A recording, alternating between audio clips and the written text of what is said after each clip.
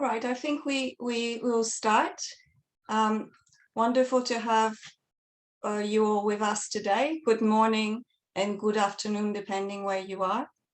My name is Eva Filipiak, and I am the International Director at TAFE Directors Australia and the facilitator of today's session. It is a great pleasure for me to welcome you to the first of 7 webinars on the digital transformation of TVET, sharing of best practices between Australia and Vietnam. The aim of the series is to share experiences of Australian TAFEs and TVET divisions of dual sector universities in their digital transformation journey and provide an opportunity for dialogue and exchange between Australia and Vietnam. I would like to acknowledge the support of the Australian Department of Education, Skills and Employment, and particularly the assistance of the education team at the Australian Embassy in Vietnam in making this webinar series happen. I would also like to thank the Directorate of Vocational Education and Training in Vietnam for their involvement and support, and to acknowledge the presence today of Dr. Bin, Deputy Director General of TVET. I'm also delighted to note the participation of so many TVET officials, as well as rectors, vice rectors, and senior trainers from 44 colleges from across the country. I hope that you will find the webinar series informative and helpful in your own digital transformation journey, and that it will lead to new collaborations between Vietnamese TVET institutions and Australian TAFEs. Just a few words on how today's session will run. First, Mrs. Jan Bayen, Counsellor Education and Research at the Australian Embassy in Vietnam, will make her introductory remarks and share with us her observation on the digital transformation journey of the Australian TVET sector. I will then pass the floor to Dr. Bin for his introductory remarks and an overview of the policy reforms currently taking place in Vietnam in the online learning space. At the end of his speech, we will try to make a virtual group photo, and we'll ask all participants to turn their cameras on for a moment. Let's see how it goes. Our third speaker today will be Mr. Tuan, Vice Rector of the Ba Ria Vung Tau Vocational College. Mr. Tuan will share the experience of digital transformation in TVET from a Vietnamese provider perspective. We will then move on to our keynote presentations by 2 excellent speakers from TAFE Queensland. We have Mrs. Julie Healy, Executive Director, Vocational Education and RTO Manager at TAFE Queensland, as well as Mrs. Sam Crow, Senior Advisor, Educator Capability at the Centre for Learning and Teaching, TAFE Queensland. Julie and Sam will launch our webinar series by providing us with an introduction to online and blended learning in TVET, and I have no doubt they will leave us with some illuminating insights. We will end today's webinar with a 30-minute or so Q&A session to allow for Vietnamese participants to exchange with the Australian speakers. Before we move on, I would like to briefly cover a few logistical points and remind you some simple housekeeping rules. Simultaneous interpretation is provided for this webinar series. Just click on the interpretation button at the bottom right of your screen and select the language channel of your choice. If you wish to speak during the Q&A session, please raise your hand virtually, introduce yourself, and ensure that both your camera and microphone are switched on. Also, feel free to put any questions you may have during the webinar into the chat box, and they will be put to the speaker during the Q&A session by our colleagues from the Australian Embassy in Hanoi. So you're welcome to ask your questions in Vietnamese. Kindly ensure that your microphone is on mute when you're not speaking. And finally, please note that this webinar is being recorded, and by participating today, you are giving your consent to TDA to record the event and circulating the recording to participants afterwards. I will now pass the floor to Jane Bayen, and once again, thank you for your time and participation today. Thank you, Eva, and good morning, good afternoon, and welcome to all. It's my absolute pleasure to be here today to make this set of opening remarks.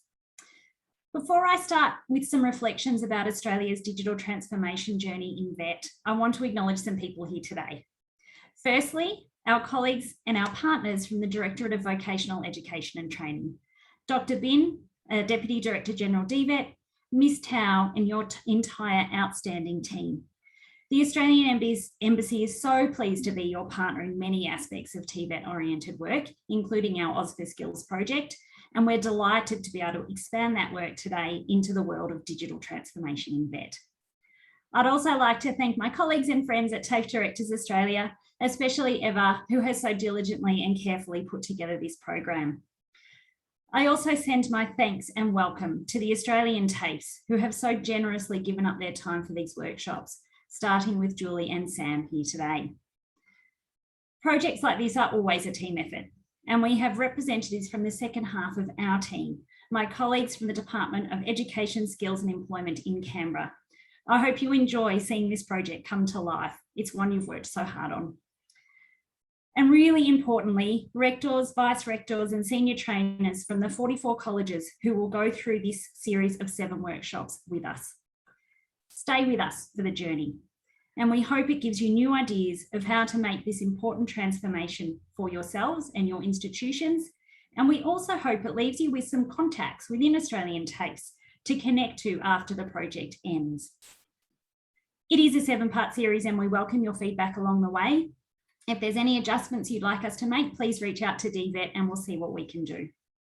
And last but certainly not least, a huge thanks to my team, Leha and Van here at the Australian Embassy in Hanoi, for all their work they have done today and every day to bring life to the partnership in education between Australia and Vietnam. Now, following on from these welcomes and introductions, I'm also happy to provide some brief remarks on Australia's digital transformation journey in TVET, but noting that the real experts are yet to come. I do want to emphasise that even though Australia has a relatively mature VET system, this transformation was still challenging for us, and our journey in it continues. The efforts of countries such as Australia and Vietnam to contain the spread of COVID required significant changes to the delivery of vocational education and training.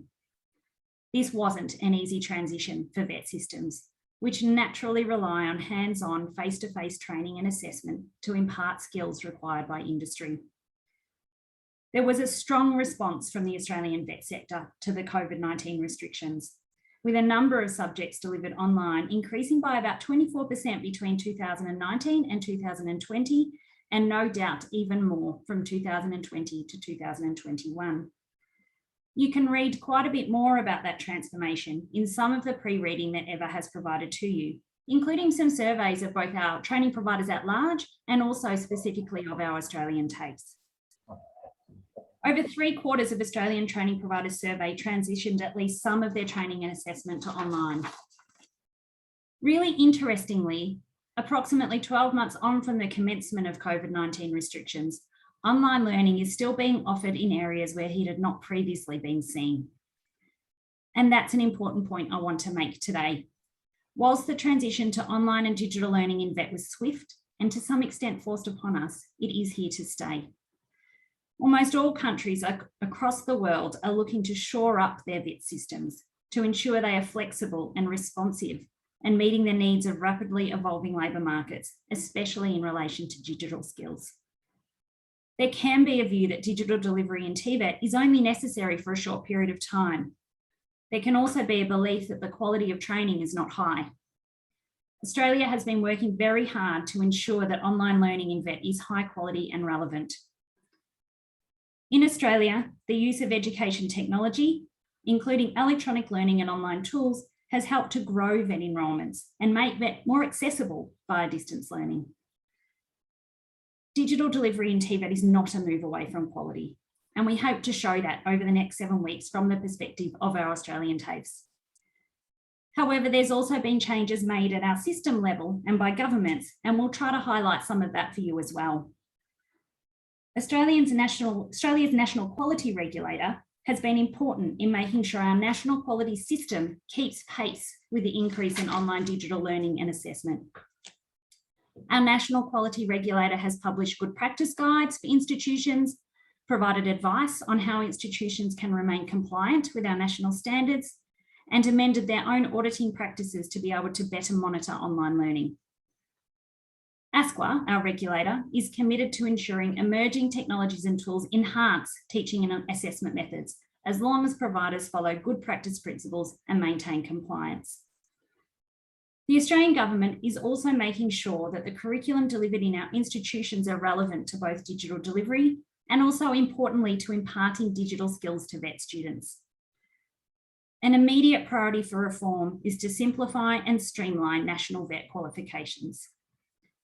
A particular focus of qualification reform is to consider new approaches that will better meet the needs of employers and learners now and into the future. The Australian Government is trialling new evidence-led approaches to designing qualifications, with trials to be run in 3 areas: mining, health services, and really importantly for today, digital skills. These trials, and particularly the digital skills trials, will test new ways to train individuals to meet industry's need for technologically capable Australians. Trials will provide an opportunity to design and test evidence-led approaches to training product design in the real world. I want to finish by commenting on TVET and the policy work that is taking place on digital transformation in TVET in Vietnam. At the Embassy, we've been really lucky to see a draft of the digital transformation strategy that is being developed by TVET, and I know Dr. Bin will touch on that in a moment. I've personally loved reading this strategy and was keenly interested to see some data points within it. I was also very personally chuffed to see that an Australian project run by an Australian TAFE had already made a contribution to digital transformation in TVET in Vietnam. In the survey that accompanied this project on digital transformation, it stated that 90.8% of Vietnamese teachers surveyed are looking for training and guidance on online teaching in TVET. Teachers noted that whilst they have had guidance to use online teaching tools, they are still keen to be given guidance on online teaching methods, especially to engage students. I also note the ambitious targets within this policy, including that by 2025, 60%, and by 2030, 100% of teachers of TVET institutions in Vietnam will be trained and retrained in digital competence, digital skills, and pedagogy. We are so pleased to be part of the team helping Vietnam reach these targets. We are proud to partner with TVET in this work. We hope to see many, many more examples of Australian and Vietnamese college partnerships over the years. TVET institutions across the world, including in Vietnam, have struggled to find models, methods, strategies, and roadmaps for digital transformation. We hope that this series and the work that will follow at the end of it will contribute to the creation of that roadmap. Thank you. Thank you, Eva. Wonderful. Thanks so much, Jen, for your introductory remarks. And I will pass the floor to Dr. Bin for his remarks and his overview of the situation in Vietnam. We look forward to hearing from him. So the floor is yours, Dr. Bin.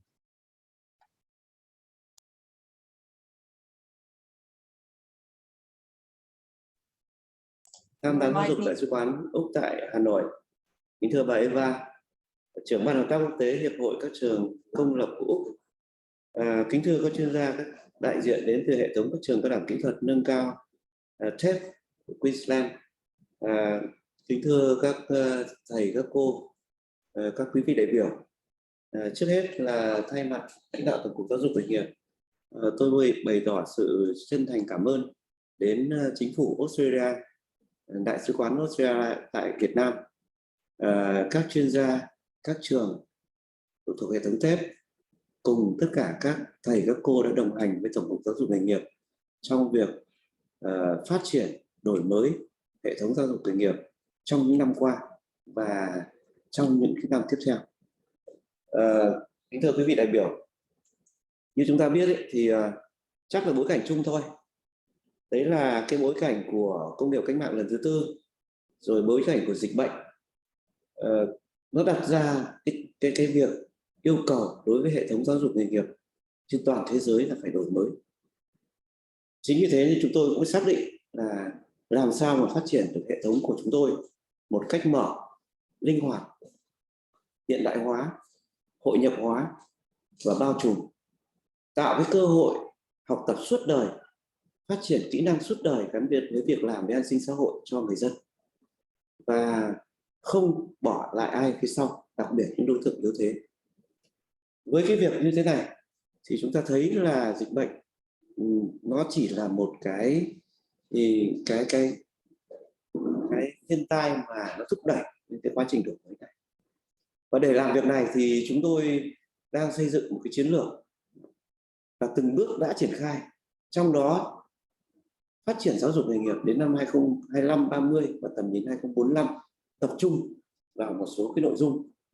Cái thứ nhất là phải thay đổi được thể chế để phù hợp với tình hình mới, những công nghệ mới, những công nghệ quản trị mới, các cách phối hợp mới trong các đối tác xã hội. Cái thứ hai là phải thúc đẩy được vấn đề gắn kết giữa hệ thống giáo dục nghề nghiệp với doanh nghiệp một cách chặt chẽ, bền vững, trên cơ sở tiếng nói của các bên đều có giá trị và trên cơ sở là hai bên đều có lợi. Cái thứ ba là phải sắp xếp được một cái mạng lưới các cái trường, các cơ sở giáo dục nghề nghiệp một cách hợp lý theo vùng miền, ngành nghề và có phân tầng chất lượng. Cái thứ tư là chúng ta phải đẩy nhanh cái chuyển đổi số mà đúng cái chủ đề hôm nay chúng ta đã là những bước đầu tiên để triển khai. Và cái thứ năm là chúng ta phải đẩy mạnh cái vấn đề đổi mới sáng tạo, khởi nghiệp, tạo việc làm cho học sinh sinh viên, và kèm theo đó là phải đẩy mạnh cái hợp tác quốc tế, tiếp thu kinh nghiệm của thế giới. Và hôm nay cũng là một buổi mà rất cảm ơn sáng kiến của Đại sứ quán Australia tại Việt Nam cùng các đồng nghiệp của chúng ta đã tổ chức một cái chuỗi sự kiện để chia sẻ, để bồi dưỡng các cái kiến thức, kỹ năng phục vụ cho quá trình đổi mới giáo dục nghề nghiệp nói chung và chuyển đổi số nói riêng.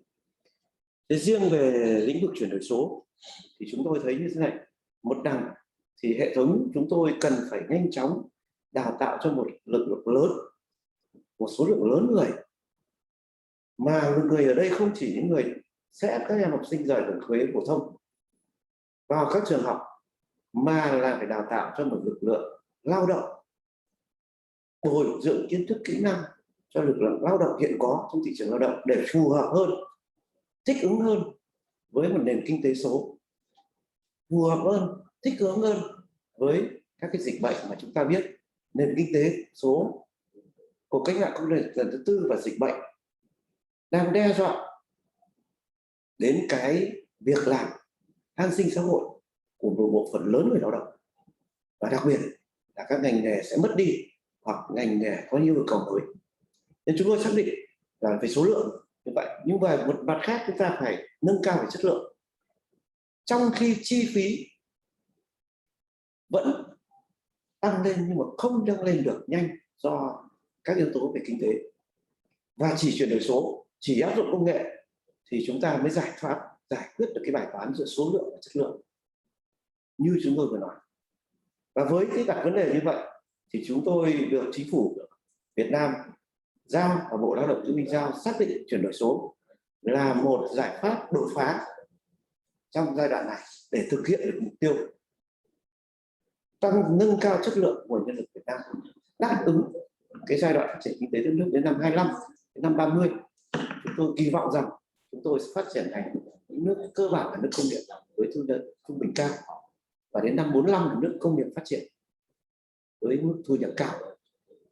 Thế với cái đặt vấn đề và với cái cách tiếp cận như vậy, chúng tôi đang xây dựng một cái đề án chuyển đổi số như bà Jane Barron cũng đã có chia sẻ, là chúng tôi quan tâm đến việc phát triển một hệ sinh thái số với 6 cấu phần rất cụ thể, và việc phát triển chuyển đổi số phải đảm bảo phù hợp với quá trình chuyển đổi số quốc gia, xây dựng chính phủ số, xã hội số và nền kinh tế số, đồng thời cũng phải phù hợp với việc đổi mới giáo dục đào tạo nói chung và đổi mới phát triển giáo dục nghề nghiệp nói riêng như tôi vừa trình bày trên.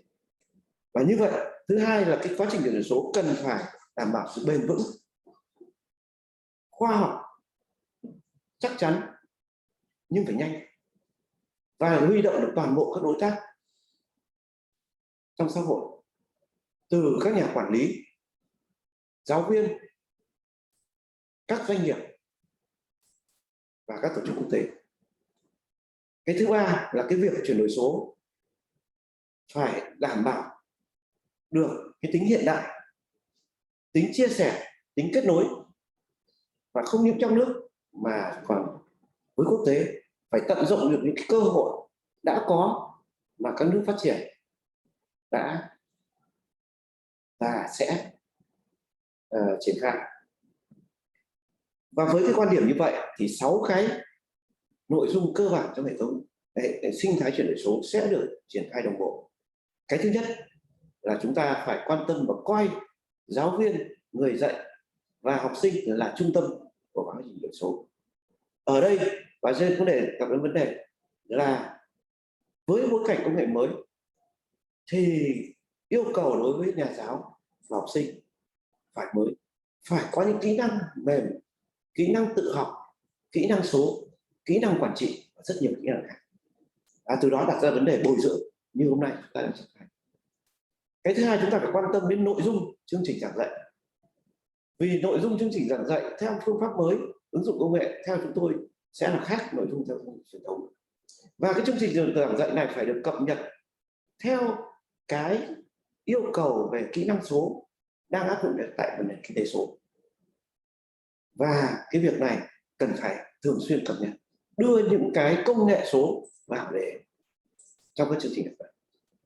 Ngoài cái kỹ năng số cơ bản thì những công nghệ số trong ngành điện, trong ngành nông nghiệp, trong ngành thực phẩm, vân vân. Cái thứ ba, phải quan tâm đến vấn đề phương pháp và chuyển từ phương pháp truyền thống, hình thức dạy học truyền thống sang hình thức dạy học trực tuyến, đòi hỏi phương pháp phù hợp, rất phù hợp thì mới đảm bảo được hiệu quả và nâng cao chất lượng. Cái thứ tư là chúng ta phải quan tâm đến hệ thống nền tảng số và hạ tầng kỹ thuật số, đảm bảo sự kết nối liên thông giữa tất cả cơ sở giáo dục nghề nghiệp, giữa cơ sở giáo dục nghề nghiệp với các cơ quan quản lý nhà nước, và đảm bảo phải xây dựng được một hệ thống học liệu dùng chung. Vì nền kinh tế số là một nền kinh tế chia sẻ, chúng ta phải xây dựng được những cái dùng chung cho toàn hệ thống để giảm chi phí đào tạo, đồng thời cũng kiểm soát được chất lượng.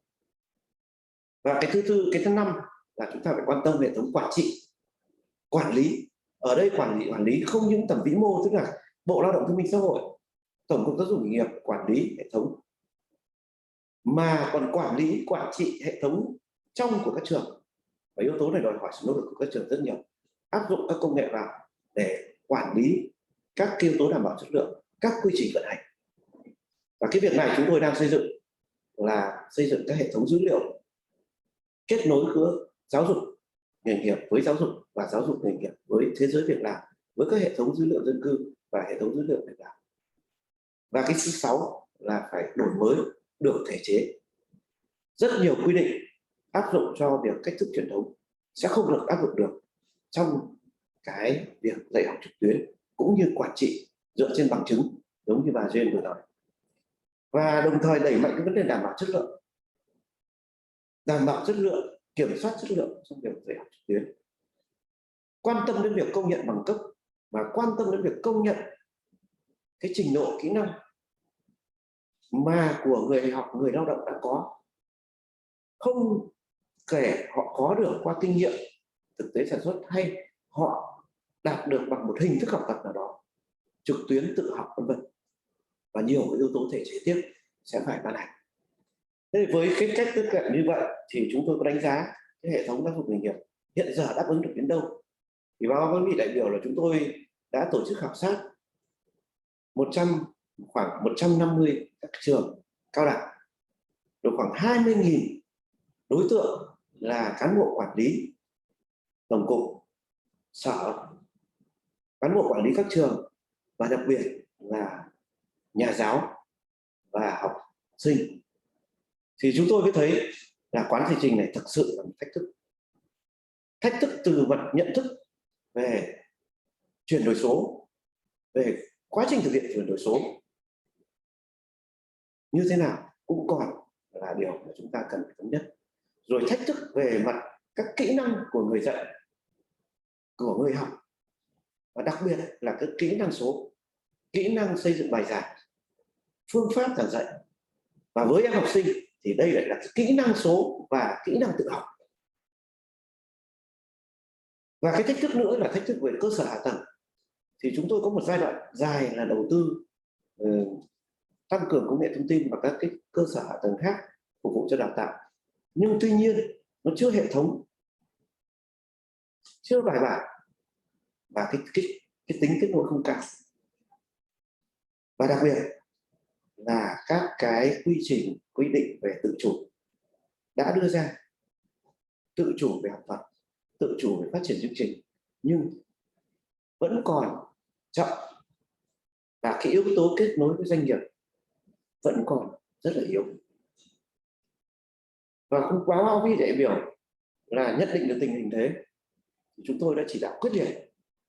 Và đặc biệt cái đại dịch Covid nó là một cái yếu tố mà thúc đẩy hơn nữa quá trình chúng tôi đã suy nghĩ và chuẩn bị từ năm 16, 17. Đấy là chúng tôi lập tức chỉ đạo trong thời gian giãn cách ngay từ năm 20 là các trường đã chuyển từ hoạt động truyền thống face by face, on-site sang các hoạt động trực tuyến, từ vấn đề tuyển sinh, tư vấn hướng nghiệp đến vấn đề chuyển tối đa cái hệ thống đào tạo trực tuyến đối với những ngành nghề, thậm chí đối với những kỹ năng phù hợp, đẩy mạnh việc phát triển các cái học liệu số, phần mềm, các thiết bị ảo và các phương pháp đào tạo tích hợp truyền thống trực tuyến, và từng bước nghiên cứu các phương pháp đào tạo ngược phù hợp với từng ngành nghề, phù hợp với đặc điểm của việc thực hành thực tập. Nhưng tuy nhiên mà nói thì vì là sự thích ứng cũng nhiều vấn đề như tôi có phấn bày cả trên, nên đây vẫn là một giải pháp tình thế. Và vấn đề đảm bảo chất lượng chúng tôi cũng chưa khẳng định được là 100% là theo đúng yêu cầu, nhưng tuy nhiên nó cũng đã góp phần vào việc là duy trì sự ổn định của hệ thống, cũng như là việc tuyển sinh, cung cấp các khóa đào tạo cho thanh niên Việt Nam, cho những người học sinh của Việt Nam và cho lực lượng lao động của Việt Nam. Thế với cái đặt vấn đề như vậy và với cái thực trạng như vậy thì chúng tôi thấy là cái bước đầu tiên, một trong bước đầu tiên là phải nâng cấp cái đội ngũ, nâng cao cái kỹ năng cho đội ngũ giáo viên. Và chúng tôi có đặt vấn đề với đại sứ quán cũng như là ban học tập của đại sứ quán và các cái chuyên gia của Úc, các trường TVET của Úc, tổ chức một chuỗi các sự kiện, một chuỗi 7 cái sự kiện, 7 cái hội thảo. Nói là hội thảo thì chúng ta là bồi dưỡng và chia sẻ kinh nghiệm trong việc phát triển chuyển đổi số, từ việc nhận thức đến về phương pháp và chắc là những kỹ năng rất là cụ thể. Và đây là một cái sáng kiến rất tốt kèm theo cái việc là hỗ trợ cho cái đề án chuyển đổi số mà chúng tôi đang xin ý kiến rộng rãi với những nội dung tôi vừa trình bày ở trên. Và khi đề án chuyển đổi số này hy vọng rằng Thủ tướng Chính phủ sẽ phê duyệt năm 2021 vào khoảng tháng 11, 12, thì song song đó các hoạt động của chúng ta cũng đã được chuẩn bị một cách đồng bộ như tôi vừa trình bày trong hệ sinh thái chuyển đổi số. Thế thì để cho các cái chuỗi này có cái hiệu quả thì tôi xin đề nghị này. Thứ nhất là đề nghị đối với các trường cử các cán bộ tham gia, bao gồm cán bộ quản lý và giáo viên mỗi trường 4 người. Tôi đề nghị những người này phải ổn định và tham gia đầy đủ vào tất cả các cuộc làm việc. Đây là một cơ hội rất hiếm có để chúng ta lĩnh hội, chúng ta trao đổi. Cái thứ hai là tôi đề nghị là sau mỗi buổi học, đề nghị từng trường một viết báo cáo. Tất cái này thì chắc là cán bộ quản lý của phía Úc Việt Nam sẽ hướng dẫn và trình bày trong quá trình thực hiện. Nhưng viết báo cáo, và đặc biệt cuối cùng sau chuỗi sự kiện này phải có một cái kế hoạch hành động để áp dụng được những cái kiến thức, kỹ năng, kinh nghiệm này, trao đổi chia sẻ với nhau vào thực tế của nhà trường. Và cái mối liên hệ của tổng cục chỉ đạo cái việc này đấy là cục tổ chức cán bộ, và trực tiếp là đồng chí Thiện, cán bộ chuyên viên của tổ cán bộ, đầu mối về mặt quan hệ đối tác và các kế hoạch liên quan đến quốc tế thì là văn phòng, ở đây chị Hương, phó tránh văn phòng. Thì tôi đề nghị rằng là tổ chức cán bộ và phối hợp với văn phòng để quản lý cái văn phòng một cách hiệu quả. Nhân đây thì một lần nữa tôi xin trân trọng cảm ơn bà Duyên, Barent, Đại sứ quán Úc và các cán bộ Đại sứ quán Úc đã hỗ trợ chúng tôi trong giai đoạn vừa qua và đã hỗ trợ chúng tôi trong việc là copy tư vấn cho cái chiến lược phát triển giáo dục nghề nghiệp. Và trong cái đề án chuyển đổi số mà chúng tôi đang xin ý kiến rộng rãi, rất mong ý kiến và rất cảm ơn sự hỗ trợ, đồng thời là cảm ơn sự hỗ trợ của các quý vị đại biểu của các trường đã tham gia đầy đủ, thực hiện đầy đủ chỉ đạo và cũng đưa ra những cái ý kiến, góp ý, đóng góp cho tổng cục để phát triển hệ thống phù hợp, thích ứng hơn theo yêu cầu của chính phủ cũng như là theo yêu cầu nhu cầu của thị trường lao động. Xin chúc cho sức khỏe quý vị đại biểu và xin chúc cho hội thảo chúng ta thành công tốt đẹp. Xin trân trọng cảm ơn. Many thanks, Dr. Bean. It was fascinating to hear about the directions that Vietnam is considering taking in your areas of focus. And I have my feedback is that they're very similar to what we're working in Australia at the moment. And hopefully in the program that we have put together, we will be touching on many of them, including upskilling of trainers, infrastructure design of curriculum and delivery of online projects. So I really hope that this will be something that will help you in your journey. And I liked the way it was translated anyway, your concept of the digital ecosystem, because I think it's a good image that this is not just one aspect over the other. It has to be an global change that touches on all aspects of TVET. So many thanks again for your presentation. And I would like now to pass the floor to our next speaker, Mr. Tuan, Vice Rector of the Bà Rịa Vũng Tàu Vocational College, for some comments on how digital transformation is perceived and lived from a Vietnamese provider perspective. And just so that we have enough time for our Q&A, if our next speaker could keep to 10 minutes for his presentation, that would be much appreciated. Thank you. Over to you.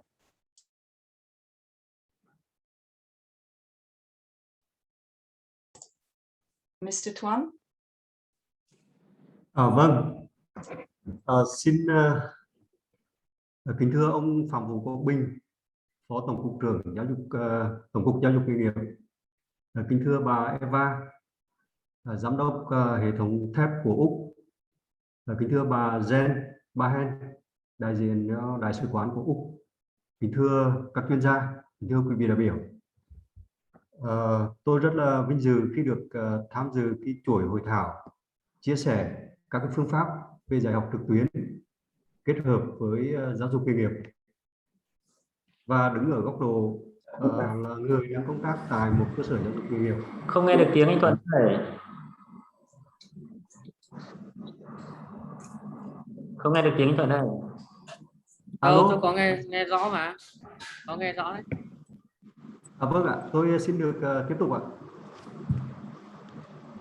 Đứng ở góc độ là một người đang công tác tại một cơ sở giáo dục nghề nghiệp thì tôi cũng xin được chia sẻ một số cái thông tin về ở cái góc độ là tiếp nhận, đón nhận và thực hiện cái công tác chuyển đổi số tại cấp cơ sở là như thế nào. Thì như quý vị cũng đã biết, chuyển đổi số hiện nay thì đang được chính phủ và các ngành cũng như là các địa phương quan tâm và triển khai thực hiện. Thì trong đó ngành giáo dục nghề nghiệp cũng đã khẩn trương có những cái giải pháp thực hiện chuyển đổi số để tận dụng những cái cơ hội mà cuộc cách mạng công nghiệp lần thứ tư mang lại. Thì ở đây chuyển đổi số trong giáo dục nghề nghiệp chúng ta tập trung chủ yếu vào hai cái nội dung chính. Thứ nhất đó là về cái chuyển đổi số trong quản lý. Nó bao gồm số hóa các cái thông tin quản lý, tạo ra các cái hệ thống cơ sở dữ liệu lớn liên thông, rồi triển khai các cái dịch vụ công trực tuyến, rồi ứng dụng các cái công nghệ 4.0 như là trí tuệ nhân tạo, blockchain, phân tích dữ liệu để quản lý, điều hành, dự báo và hỗ trợ đưa ra các quyết định một cách nhanh chóng và chính xác. Thứ hai là chuyển đổi số trong dạy học, kiểm tra, đánh giá, thì bao gồm các cái hoạt động như là số hóa các cái học liệu, rồi là tổ chức các cái phòng thí nghiệm ảo, phòng thực hành ảo, rồi triển khai các cái hệ thống đào tạo trực tuyến, vân vân. Thì có thể nói là chuyển đổi số sẽ giúp đổi mới và nâng cao cái hiệu quả của cái hoạt động quản lý, hoạt động dạy và hoạt động học tại các cái cơ sở giáo dục nghề nghiệp hiện nay. Thì trước cái sự phát triển của cái nền tảng công nghệ trí tuệ nhân tạo, rồi dữ liệu big data, rồi internet kết nối vạn vật, rồi điện toán đám mây hay là blockchain, thì đã và đang hình thành một cái nền tảng giáo dục số nói chung và giáo dục nghề nghiệp số nói riêng. Thì đặc biệt là trong bối cảnh là dịch bệnh COVID-19 diễn biến phức tạp và kéo dài như thế này, thì cái việc chuyển đổi từ cái phương thức mà giáo dục truyền thống sang giáo dục số thì tôi thấy rằng là ngày càng trở nên rất là bức thiết. Thì trong cái thời gian vừa qua, chính phủ cũng như là các cái bộ ngành cũng đã luôn quan tâm và chú trọng xây dựng để ban hành các cái chính sách trong chuyển đổi số và dần hoàn thiện cái hành lang pháp lý trong chuyển đổi số. Đặc biệt như năm 2020 thì Thủ tướng Chính phủ cũng đã phê duyệt một cái chương trình chuyển đổi số quốc gia đến năm 2025, định hướng đến năm 2030. Thì trong đó đã xác định là giáo dục và đào tạo là một trong 8 cái lĩnh vực ưu tiên hàng đầu trong cái triển khai thực hiện chuyển đổi số. Và trong năm 2021 này thì Bộ Lao động Thương binh Xã hội cũng như là ngành dạy nghề đã chủ động xây dựng cái dự thảo đề án chuyển đổi số trong giáo dục nghề nghiệp giai đoạn 2021-2025 và định hướng đến 2030. Thì trong cái dự thảo này tôi thấy có các cái chính sách và các cái giải pháp rất là cụ thể và thiết thực, và hy vọng đây là một cái đòn bẩy góp phần thúc đẩy chuyển đổi số tiến nhanh và bền vững. Còn tại cái cấp cơ sở thì như thế nào? Thì hiện nay các cái cơ sở giáo dục nghề nghiệp cũng đã chủ động đón nhận, quan tâm và khẩn trương thực hiện theo những cái cách riêng trong cái phạm vi khả năng của mình.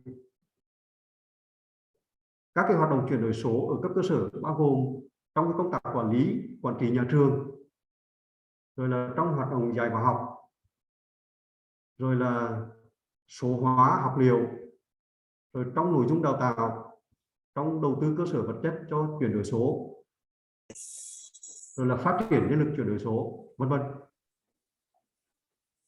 Thì đặc biệt từ năm 2020 đến nay thì khi mà dịch bệnh COVID-19 bùng phát ấy, thì chúng ta thấy rằng là cái hình thức đào tạo trực tuyến được các cái cơ sở giáo dục nghề nghiệp là ứng dụng rất là mạnh mẽ ở các cái cấp độ khác nhau, và chúng ta thấy rằng là nó đã mang lại những cái hiệu quả nhất định.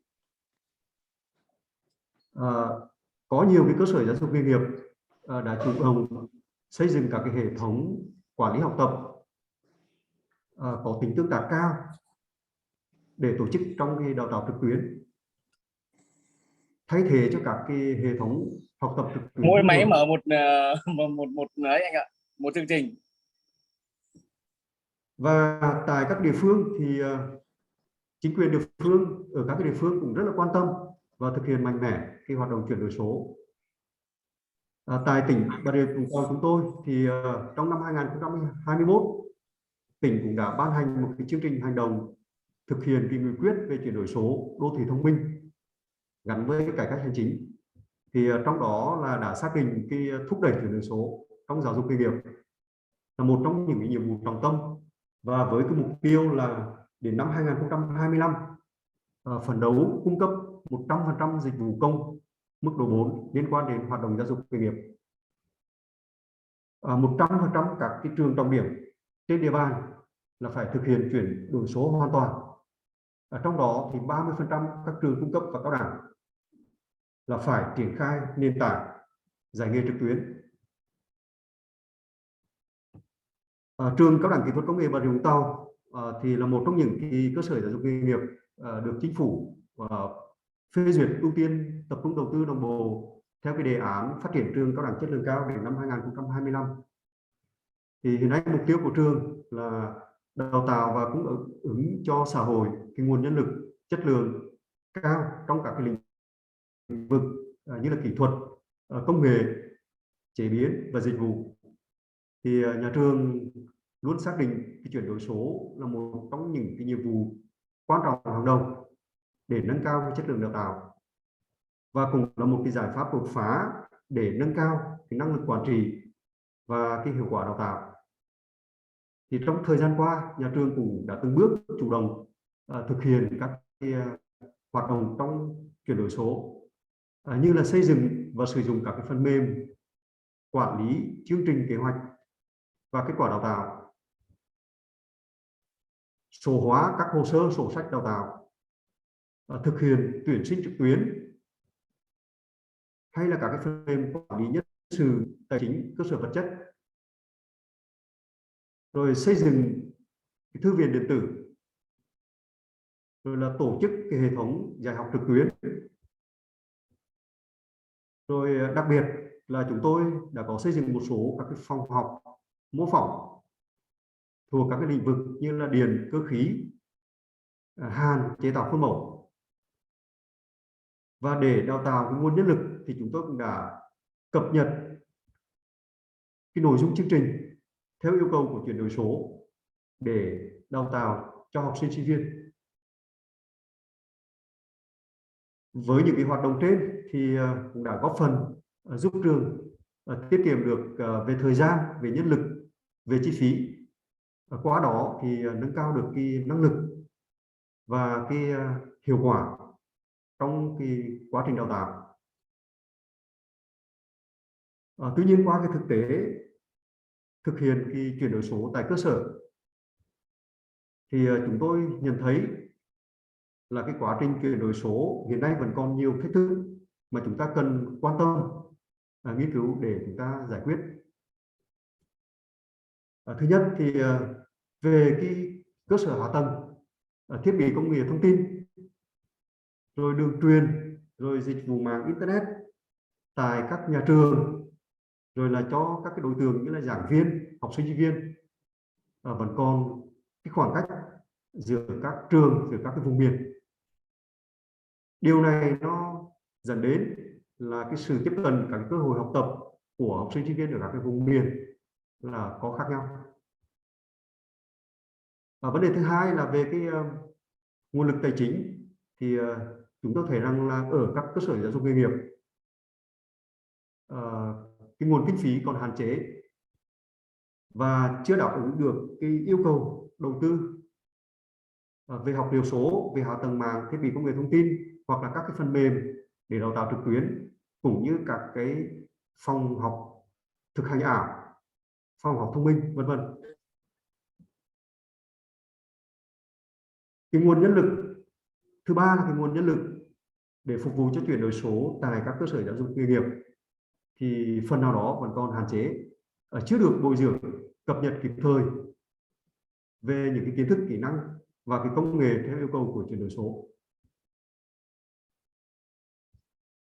Thứ tư là về cái vấn đề xây dựng học liệu số ấy, thì chúng tôi thấy rằng là nó vẫn chưa thành hệ thống, nó còn đơn lẻ tự phát ở các trường và nó khó kiểm soát chất lượng. Các cái hệ thống mà quản lý học tập có tính tương tác cao ấy, thì cũng xây dựng một cách tự phát theo thế mạnh của từng trường. Ở đây thì chúng tôi thấy rằng là thiếu cái sự đồng bộ và chia sẻ cơ sở dữ liệu chung giữa các cơ sở giáo dục nghề nghiệp, dẫn đến là lãng phí về cái tài nguyên.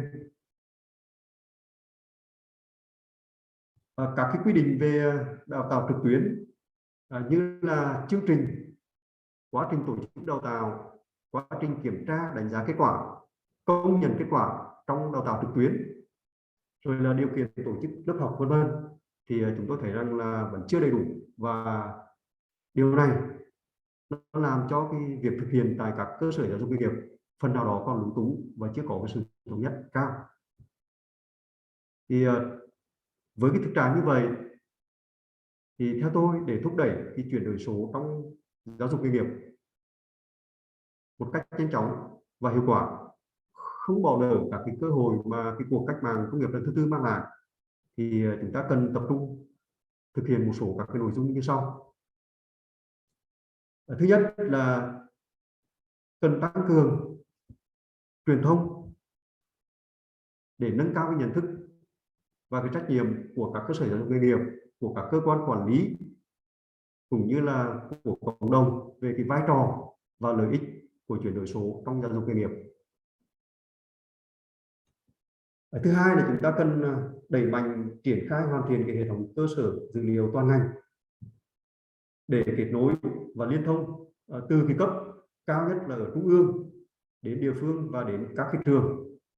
Và chúng ta có thể là xây dựng các cái kho học liệu số chung, dùng chung cho toàn ngành để mà đáp ứng được cái nhu cầu học tập suốt đời. Chúng ta cũng cần có các cái chính sách thiết thực để hỗ trợ các trường trong việc đầu tư các cơ sở hạ tầng, thiết bị, các hệ thống quản lý học tập, rồi các phòng thí nghiệm, các xưởng thực hành ảo, phòng học thông minh, rồi là về học liệu số. Đây là một cái điều mà ở các cơ sở giáo dục nghề nghiệp đang rất là cần. Và chúng ta cũng cần phải bồi dưỡng đội ngũ nhân lực. Ở đây thì bao gồm cái đội ngũ cán bộ quản lý, giảng viên và nhân viên ở trong các cái cơ sở giáo dục nghề nghiệp để họ có đủ các cái năng lực đáp ứng về cái yêu cầu chuyển đổi số. Mà trước hết theo tôi nghĩ rằng là bồi dưỡng về cái kỹ năng sử dụng công nghệ thông tin, cái kỹ năng khai thác sử dụng các cái ứng dụng công nghệ trong dạy và học trực tuyến và trong cái quản lý tại các cơ sở giáo dục nghề nghiệp. Và cái điều cuối cùng thì theo tôi nghĩ rằng là cái việc mà ban hành đầy đủ đồng bộ cái hành lang pháp lý về chuyển đổi số, nhất là các cái quy định trong tổ chức đào tạo, đánh giá và công nhận kết quả đào tạo trực tuyến rất là cần thiết. Và đặc biệt là chúng ta triển khai sớm cái đề án chuyển đổi số trong giáo dục nghề nghiệp giai đoạn 2021-2025 và định hướng đến 2020 để tạo cái điều kiện cho các cơ sở giáo dục nghề nghiệp thực hiện một cách thống nhất, đồng bộ và đồng thời sớm được thụ hưởng các cái chính sách hỗ trợ từ chính phủ nhằm thúc đẩy cái chuyển đổi số phát triển nhanh và nâng cao cái hoạt động chuyển đổi số trong các cơ sở giáo dục nghề nghiệp. Thì trên đây là một số các cái chia sẻ của cá nhân bản thân tôi là một người đang công tác tại cơ sở giáo dục nghề nghiệp. Hy vọng rằng các chuyên gia cũng như đặc biệt là các cái cơ quan quản lý ở trung ương có thêm thông tin để chúng ta đề ra các chính sách một cách phù hợp. Và cuối cùng thì xin chúc quý vị đại biểu, quý chuyên gia thật nhiều sức khỏe và chúc cho cái chuỗi hội thảo chúng ta thành công tốt đẹp.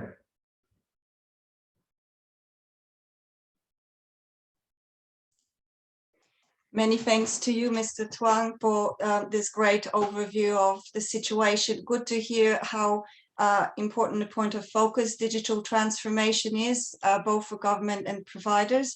We note the challenges that you listed, I think that are commonly shared, and also the future direction and some solutions that can be put in place. And hopefully that webinar series indeed will contribute to raising awareness and bringing some skills into the Vietnamese TVET sector to face those challenges. So So this, before we close off on the launch session, I would like to now suggest a group photo. I know it's not the same as having everybody come in and have a chat and stand together for the shot. But if people could kindly turn their cameras on and bear with us while we take some screenshots, so at least we can have, yes, let's all, you know, fix our hair and straighten up and look great for the photo, so that we can have some memories and some nice shots of all the work and all the discussions that we've had together. And I have my colleague who will be taking the shots while you're there. So thanks very much. So give us 1 or 2 minutes for that, and I'll take some shots myself.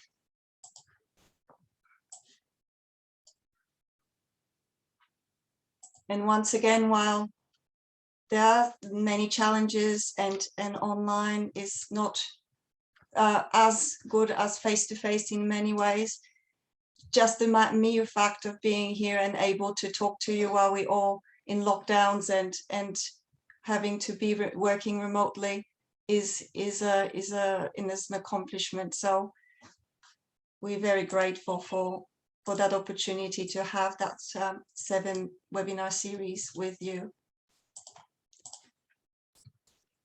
Just checking with Lindor if she's been able to take all the pictures. Yeah, just give me 30 more seconds. 30 more seconds. Ok, nói bằng tiếng Việt được không? Wonderful. Các anh ơi, chúng mình bật camera lên để chúng mình có những cái bức ảnh rất là đẹp kỷ niệm cho cái chuỗi hội thảo này ạ. Dạ, xin mời mọi người bật camera lên để chúng mình cùng chụp ảnh kỷ niệm với nhau ạ.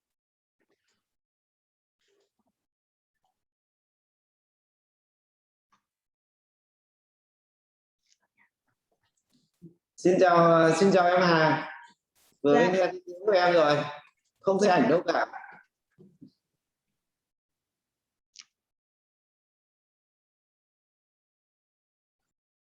Ok, xong chưa? Wonderful. And while we finish for the group photo session to be completed, I will start introducing our next speakers. We have 2 outstanding experts with us today, and I thank them so much for their availability and their willingness to share what they've learned from the experience of at TAFE Queensland with us today. So we have Julie Healy, who is the Executive Director at, sorry, let me see my note, Vocational Education and RTO Manager at TAFE Queensland. Julie has over 25 years of experience in the TVET sector in a range of different educational roles. She was previously Director of Learning and Teaching at TAFE Queensland and Manager of Learning and Teaching Quality at TAFE Queensland Brisbane. Julie provides strategic advice and leadership to internal and external clients around quality learning, teaching and assessment, contemporary pedagogical practices, student engagement and retention, educator capability and workforce development. And Julie is an extremely busy and a person, so we're really thankful for her taking the time to be with us today. And we also have Sam Crow, who is working at the Centre for Learning and Teaching at TAFE Queensland, and her focus is on providing professional learning and training for educators by concentrating on the why and how relating to their day-to-day activities at TAFE Queensland. As the Senior Advisor Educator Capability, Sam strives to provide quality training to build educator capability through activities that promote contemporary learning and high quality practice. Sam was previously with TAFE Queensland Online, where she was both an online teacher in the area of education support and the team coordinator. Sam understands the importance of building digital capability for teachers and students alike. So many thanks to Julie and Sam for taking the time, and I'll pass the floor to them. I assume, just my last check with my colleague Lindor, that we now have done all the screenshots and we're all good with the group picture. All good to go. Wonderful. Thanks so much, and thanks for everybody for joining along in the process. And I'll pass the floor to Julie and Sam. Thanks. Thank you, Ava. That's a lovely introduction.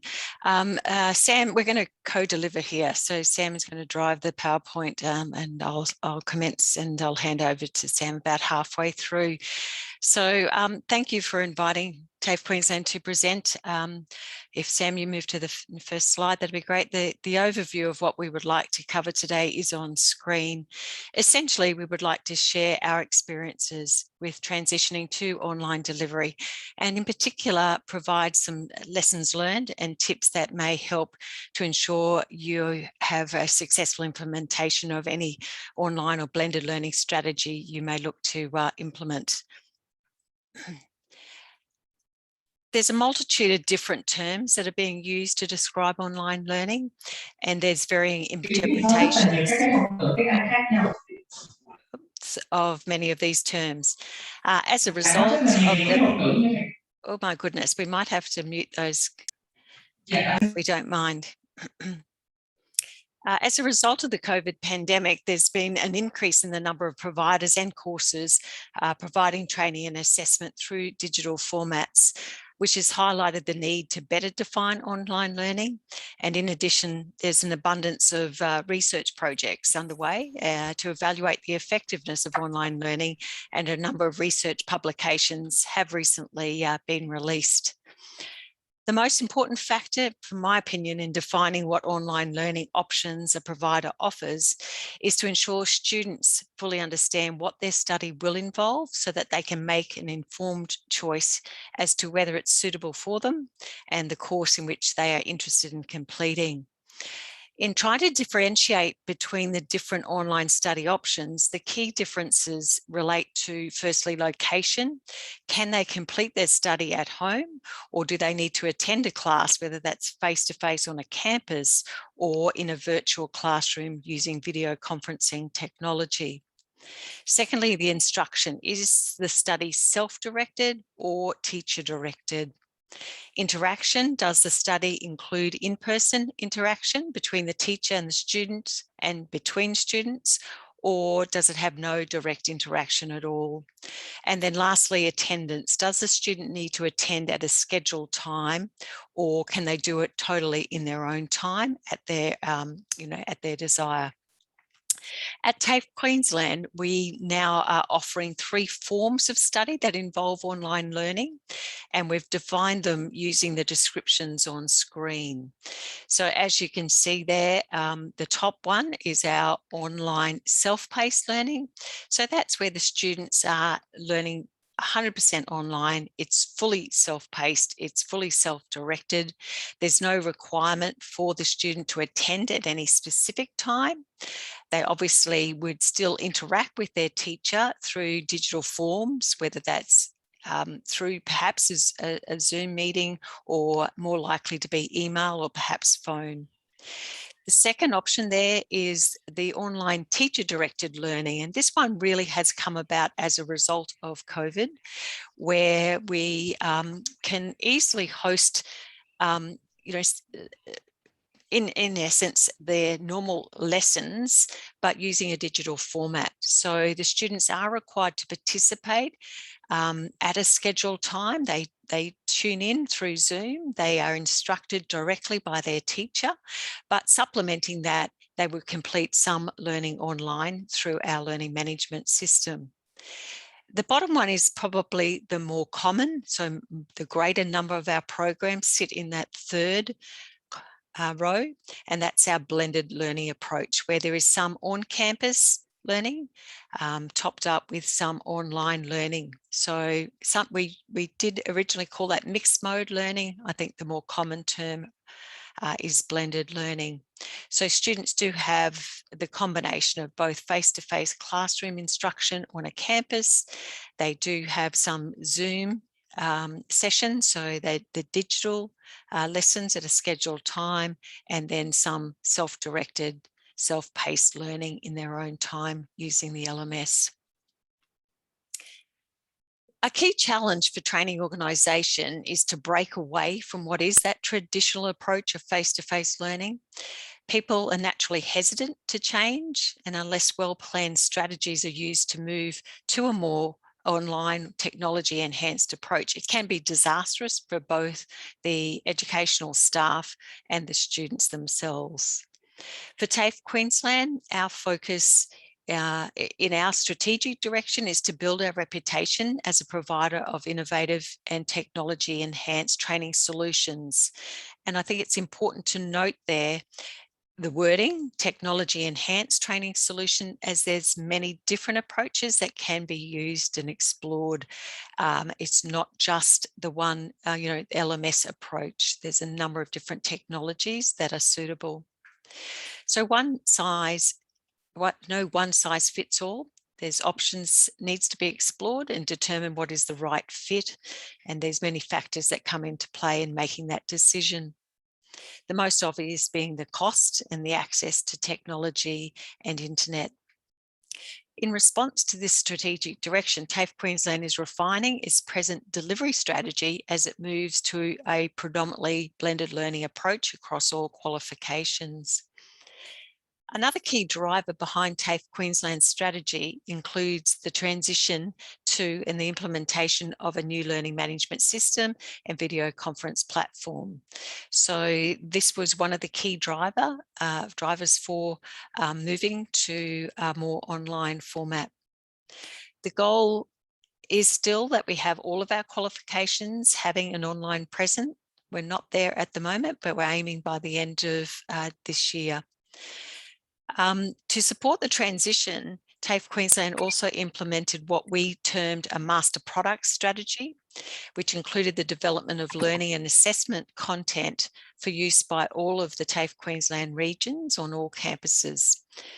The development was structured around the development of digital learning and assessment resources that was accessed through our learning management system. This was a considerable investment that was linked to the implementation of the LMS, and therefore learning content was developed in that digital format.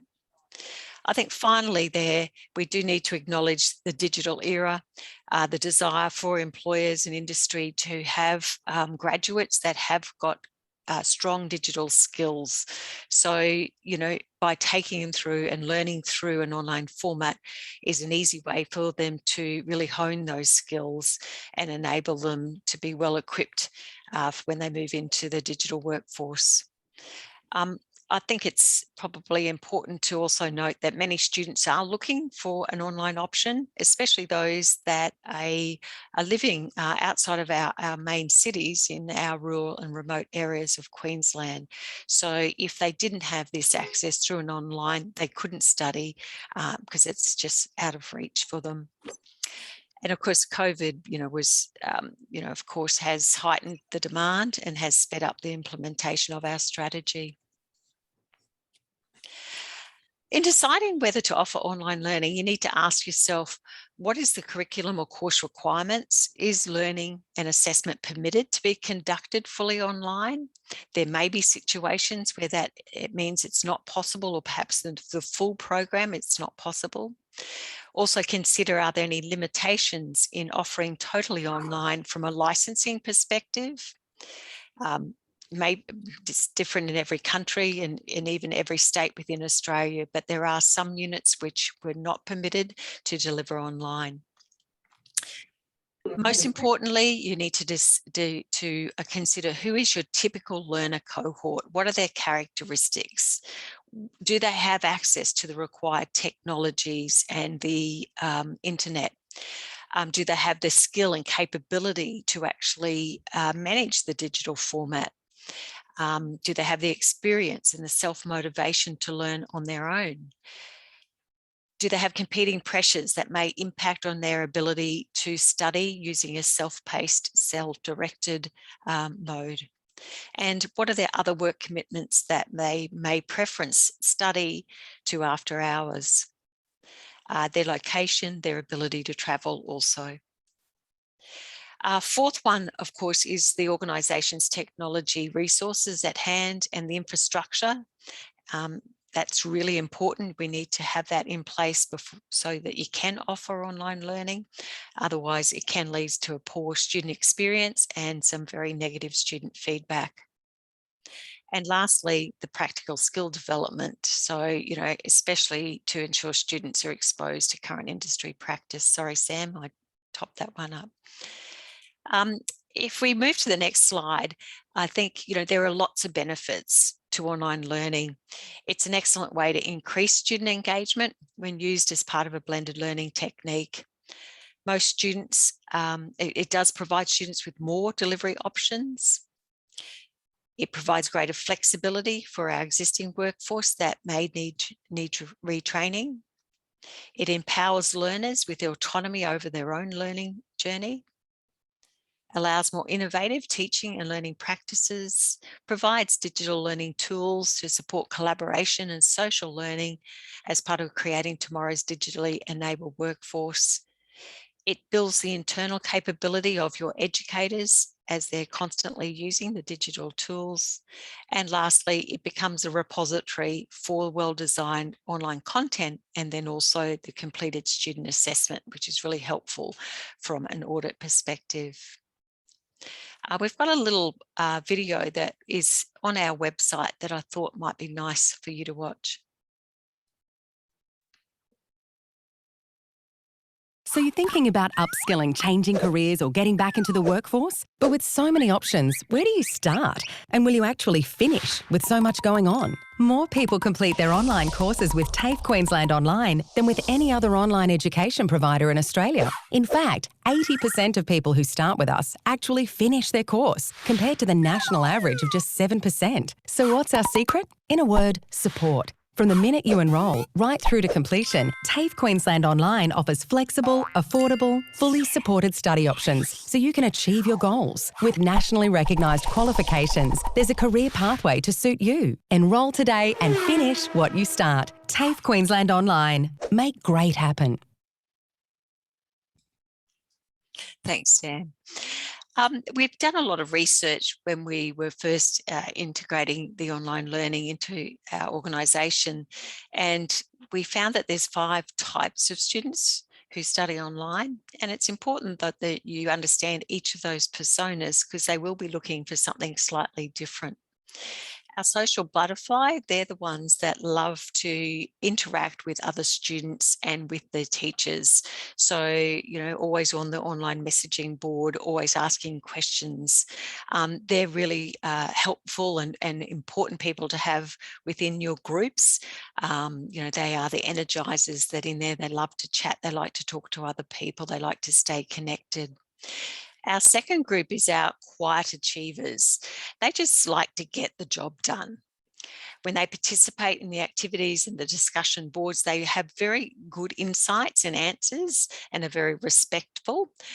They work well independently, but don't mind interacting with others. To them, the assessments, you know, aren't scary. They get good marks. Their favourite quote is something like, "The best way to do it is to do it," and happy to be involved. Our juggler obviously are our people that have very busy life, and they're juggling a number of balls at the same time. They might want to be highly involved, but don't have time to interact. So they're probably looking to do what they need to without doing much more, but they really want to be, you know, they're committed to their study, but they are juggling their family, their work life, social life, etc. And sometimes that becomes a priority over their study. So they need clear expectations and deadlines so that they can really plan what their study is going to be looking like. Our ghosts, they're present but invisible. They're the type of person that the teachers and fellow students never hear from. They just quietly work on their own. They still hand in their assessment. They still get the learning done, but they just do it in a very quiet way. Their low maintenance approach to most things, and no fuss attitude. So, you know, that they're not needy students. They will always get the job done, but they'll just do so quietly. Our minimalists are those that, like the quiet achiever, they like to get the work done, but they like to do it in the quickest and shortest time possible. So they are very keen to get all the information around what is it that what is that I have to do. So will this be the final assessment? Does this assessment count? Do I have to do that learning, or is that an optional? So yeah, important to them is making sure you're keeping clear expectations at the start of what is essential information and what are the essential tasks that they need to complete. Thanks, Sam.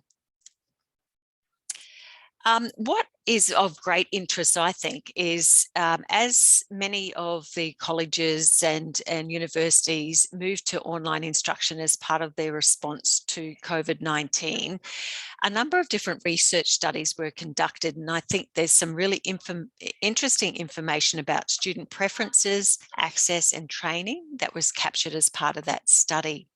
As you can see on screen, the research indicated that completely online learning environments into which the students' courses were migrated in COVID were not necessarily what was preferred by students.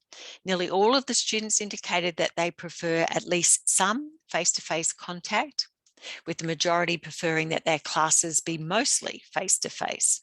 Therefore, it does indicate that a blended learning approach might be the preferable approach for most students.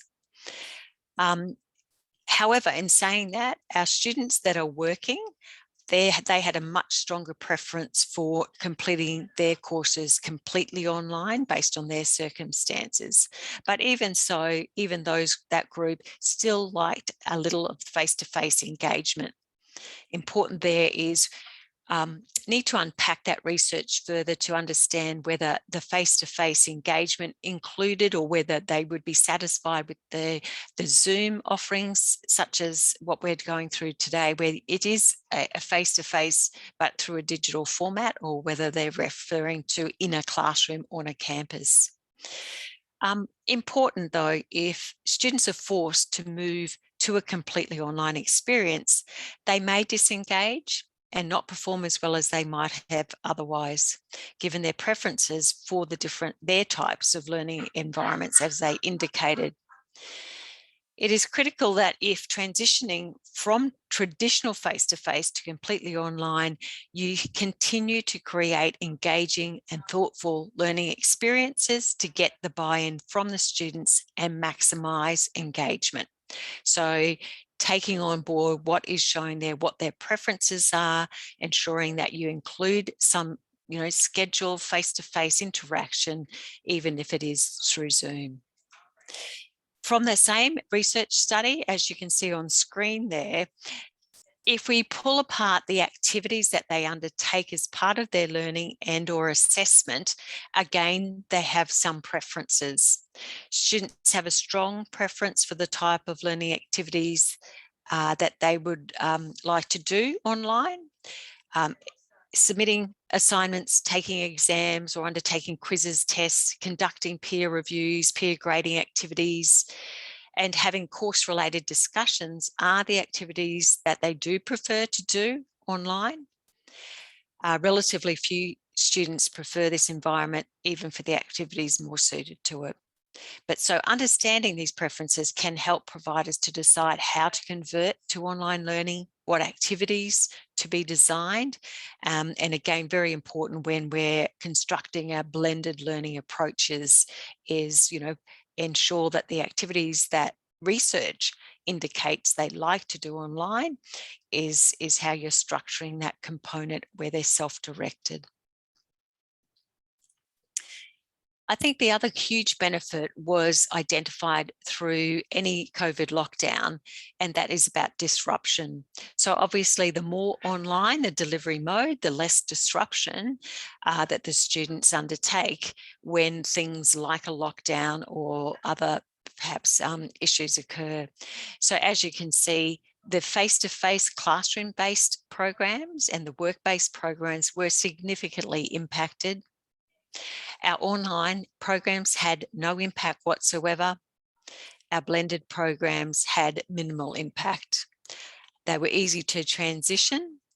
but there was continuity. Important then, for TAFE Queensland, the change was driven by an unplanned disruption, but it actually turned out to be an opportunity in disguise, because it gave us an opportunity to build up the capability of our educators in particular to better manage the online learning and blended learning approaches.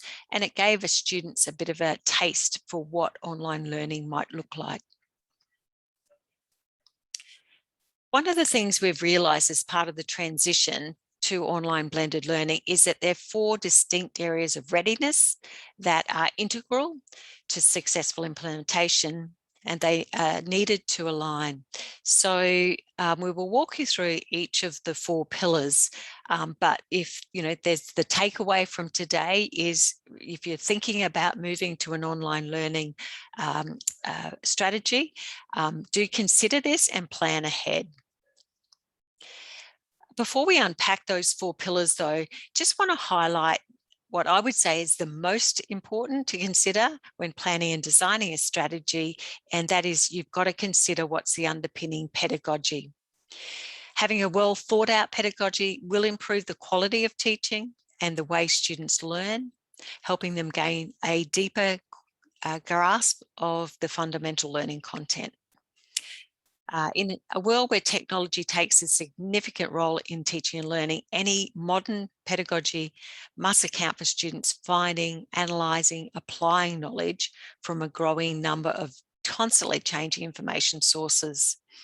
This requires, your higher order skills such as critical thinking and ability to learn independently, as well as in larger groups and collaborating with others through a different format. So the key principles are still there in our pedagogy about communication being essential, collaboration, and construction. So constructing the format of the learning so it enables and supports active learning, the application of knowledge and skills, the interaction with others. So if we start with the first pillar of system readiness, before starting, you need to ensure that the system and technology will provide the functionality to enhance the delivery approach. So for TAFE Queensland, this included configuring our learning management system designed to meet the delivery needs of VET and training packages, creating a set of e-standards to ensure a consistent look and feel between units and between qualifications across all of TAFE Queensland regions and campuses. And also important to consider here is the universal design principles to ensure that you are catering for all of the student needs and the diversity of the student cohort. And thirdly, preparation of unit offerings ready for delivery to match the different delivery modes and the student cohorts. So a lot of planning, constructing of unique unit offerings, and then obviously linking that to the enrolment into us with the student management system. Naturally, it's essential to have the systems, platforms, applications, as well as the IT infrastructure to support online learning. You've got to have that in place before you start. As you can see on screen, the learning management system is the essential. Having video conferencing is really important, especially if we're trying to schedule those synchronous direct instructions with teachers. You need cloud-based file hosting service, online recording tools. Think about where you're going to store your learning content, so your learning content management system, and then think about how the devices, the many devices that students may use to learn, and ensuring that the content developed is responsible to mobiles. I'm going to hand over to Sam now, who'll take you through the other pillars, as this is her area of expertise. Thanks, Julie. So secondly, I think it is really important to get the educators engaged in this transition. Coming from it being an online teacher myself, I know the importance of you can't just transfer, face-to-face delivery grade into an online space. So, but we know that not all educators are going to be comfortable or proficient in digital technology, digital literacy. So we do need to invest some time and support, and we've been able to build our educators' capability and think about moving some of those great ideas that they had in their face-to-face delivery strategies and make them more adaptable to a blended approach. So what you're seeing on screen is really just our approach to our learning management system and our delivery and our training. Our learning management system is referred to Connect. So if you see the word Connect up there, that's what we refer to it as. We do look at it as a three-stepped approach at the moment, where we have designed the framework as 3 levels. So that initial level where your entry level, where you're on the ground learning those basics that you're required, and moving up across those areas. So scaffolding the learning and progressing over time. The training is very much focused around a pedagogy rather than technology. It's important to actually understand how the technology works. So what does that tool do? What is its function? But it's around the approach that you do. So it's about how you apply it. When do you apply it? And in what context do you apply it? And it's also important that we, although we may do that stepped approach with training, we also look at just-in-time training to support those educators in any areas where maybe they're moving into a different environment, more complex delivery, that they need extra training. So there's always that in consideration. So no matter what training framework you put together, it's important that you need to continually enhance that and continually offer a range of training. So we're looking at, the implementation of educator readiness is really an ongoing process, and it starts from that teacher induction process right through continuing through their life journey as a teacher. It also, just noting on the screen there, it also comes down to roles and permissions as well, keeping in mind that as they start in that foundation area, they may have limited access and permissions to certain functions in their learning management system. And as they get trained up, they get more access. And that ensures that all of the content is kept as it should be, and there's no mistakes or errors that have been made by the educator. So we do focus a lot on our educator readiness and ensuring that they are trained very effectively. We've also developed resources to support our educators, and one of those resources that you're seeing on screen at the moment is a poster that's designed really to explain what mixed mode learning means. And we've also identified that when we do training, if we create videos or sessions, we try to keep those to around that 15-minute mark. It's ideal there for that online support resources. That way they can find what they need to access very quickly, and they're not scrolling through, reams and reams of hours of recordings. It is interesting to note that we have had feedback from our educators where they've indicated they prefer more face-to-face PD training. However, we know that they can't always commit to that, and that really will depend on their schedule and their timetabling. So we do have to provide a variety of options for them on different days and different times to ensure that success. And as much as we're delivering in an online space, we're also teaching in that online space as well. And I find this is a particularly useful diagram to really help educators understand the difference between a face-to-face environment, online, blended, and what types of activities they can use. So that then leads us into, understanding that there's the content readiness.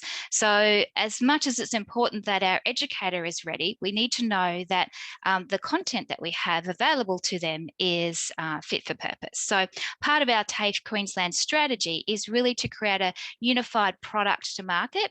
So we have spent a considerable amount of investment towards developing this product. And as Julie mentioned before, we talked about our master product as well. So this includes things like the content, the learning content for the student to progress through, as well as the assessment suite for each of the units of competency, and then linked through to that training qualification. So that product strategy that we are implementing is really to ensure We've got a product governance. We liaise with industry, and then we're open communication, and we ensure that we adhere to their actions. So things such as creating learning content and assessments that actually meet the unit of competencies in all that training qualification. So making sure that it is relevant and current to what's happening in industry. We contextualize it and customize it to suit the needs of our students and industry. So again, we know different environments that our students might be in, different industries, even though they might fit in that same training package, we need to contextualize it to meet their needs. That might include some variance is in resources that we provide, or a slightly different delivery model that we look at. We've also got to think about, when we're doing the content, is around designing interactive activities. So when they're using the learning management system, thinking about the functionality. So we talked that, our educators are being trained in the tools, but they actually need to know how to use them and when to apply them, and ensure that what they do put out there for students is engaging, and the students have that opportunity to be part of their learning journey. So with all that in mind, we also need to ensure that we meet compliance. So all the content and the assessments go through a really rigorous process of quality assurance, and it ensures that the learning management system is integrated and ready for delivery. So a lot of work is done before it actually gets released to the students. So what I'm going to show you now in a few of these slides is just sort of walk you through some examples of what the unit looks like. So it's really back to that pedagogy approach. So Julie mentioned that before as well. It's important that this is part of that framework and that development. So thinking about the materials that the student's going to access needs to be a variety of materials. So not just reading. So we don't just want text on a page or reference to a textbook. It's around including images, videos, audio. It's ensuring that there's interactive activities that the students can do something. So they're progressing through their learning and they're actually engaging with it. That builds opportunities for them to do some check-ins. So maybe some quizzes that are formative assessment, where the students can actually check their knowledge and understanding. That way you can get them to reflect, they can seek more information, they can undertake further readings. And it's important that you provide those sources that they can go and seek experts that are in that online space as well. So it's important that way we do that, as you can see on the screen, is to easily navigate through the technology. So what we've done is, the information that's provided on their learning management system is clear and stepped out. It also, as I said, includes lots of interactive activities, videos, lots of animations, simulations that they can work through. And you can get those resources yourself through things like YouTube channel, iTunes University, Clickers, and much more. I mean, even your modern textbooks now really incorporate content such as video and audio, and sometimes they do interactive rich text that you can use as well, and also opportunities to annotate on the screen. So I think it's important that you as you're developing this, you also think about the communication, and it's really essential that it's a platform that both educator and students can communicate effectively. So the use of discussion boards, chat boxes, or when you implement your virtual classroom, such as in Zoom, like we're doing today, is there's an opportunity to have their chat. It's opportunity for them to share their screens or, talk and engage with their students. So really have that interactive activity going on.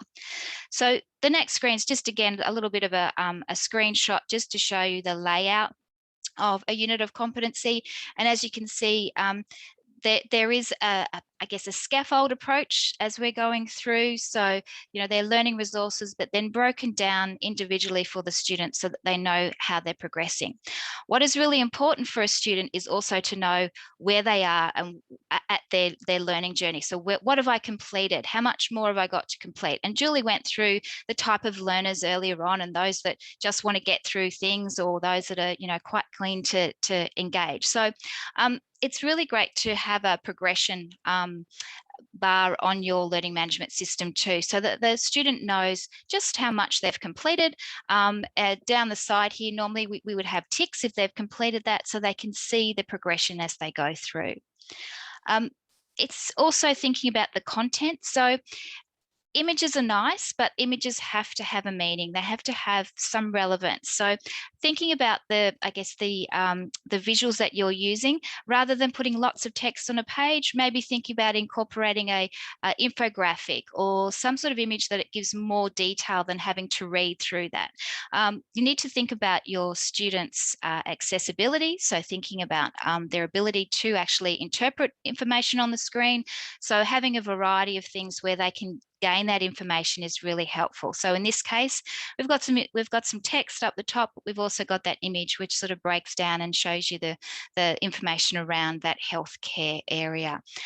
It might also then link to a video that they could watch that video as well.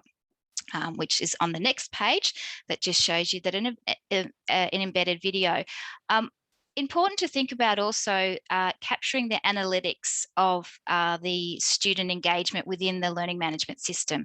So utilizing something like this with a video where they have to watch it in system is really helpful, because you can then review the analytics and see how many students have accessed it. You know, do they watch it all? Maybe there's content in your learning management system they haven't gone to, and that will also enable you to determine whether you need to give further instructions. So if it's engaging, your students will interact with it. If it's not, then the likelihood is you'll go through and you'll see that there's been little engagement in there.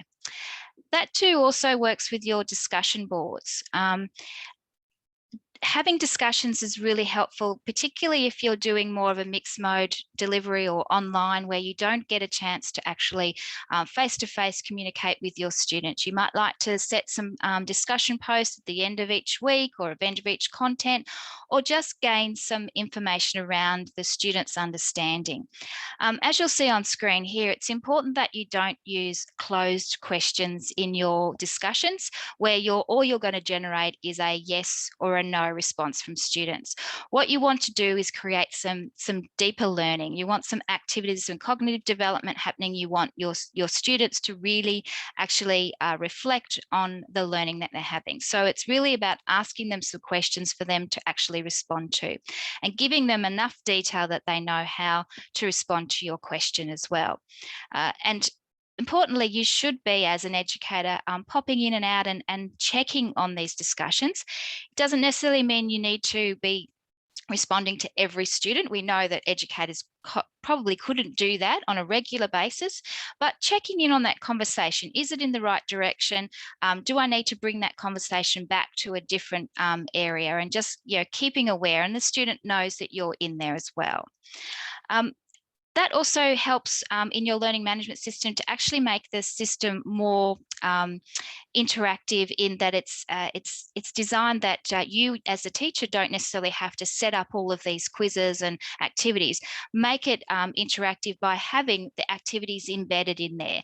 But rather than them just being you know, text, again, think about having some buttons, some color, so that visually it's appealing. When I go onto that page, I can see some things that I need to do, and it's really visible for me to complete. And again, another example here where you can see, you know, even as a percentage, that could be quite difficult just to read it as a dot point, but as we put it as buttons, it's clearer for the student, and they probably engage a lot more with that. And finally, the last slide that I'm going to share with you is also thinking about the cohort of students you have within that learning management system.